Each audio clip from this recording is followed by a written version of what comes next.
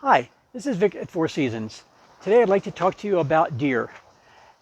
How many of you haven't gone out in the morning and seen your beautiful flower bed or your vegetables or whatever just completely eaten off? Maybe you've even had pots up on your porch and all of a sudden the beautiful flowers are gone. And one of the most common problems is deer. I think there's not anybody in the Four Corners area that doesn't have a problem with deer.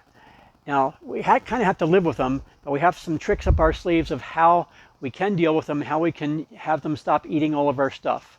Okay? First thing is, if you plant trees, you know the bucks will come in and rub the trees with their antlers as they try to rub their velvet off, and they can kill trees in a matter of seconds. So it's always important to put something around your tree, whether it's a protector like this, or whether it's T-posts and a big fence, or whether it's fences that are 8 or 9 feet high surrounding your property. You want to protect your trees. They're a big investment, and you really don't want to have them just killed because a deer decides to rub its velvet off. So another thing we can do when we're talking about flowers, when we're talking about plants of any kind, and that is some repellents. Okay, there's different kinds of repellent that you can use, and Repels All works really well. This is a granular. You can sprinkle this around. It irritates their nostrils, and so when they sniff it, it irritates them, and they just want to run away. So this will often help.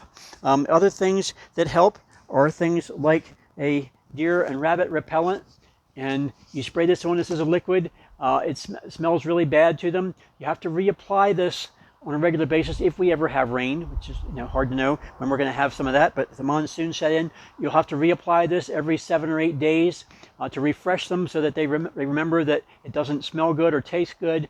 And those are a couple ways you can do that. Obviously, the things get pretty brazen. They come right into my greenhouse. That's why I have this tomato here. They come right into my greenhouse and just absolutely demolish and shred all the growing tips off of a tomato. So they're pretty brazen. They'll come right up on your porch.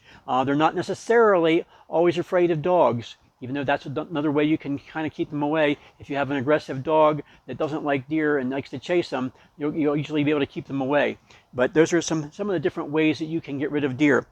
And of course, the other problem is you're never going to get rid of them completely. So there are things that are deer resistant, whether they be trees, shrubs, perennials, annuals, and herbs. There are things that you can plant which are deer resistant. We've got a handout here at Four Seasons that you can come in and get that will tell you the various kinds of plants that are deer resistant. Now you have to remember that deer resistant does not necessarily mean deer proof.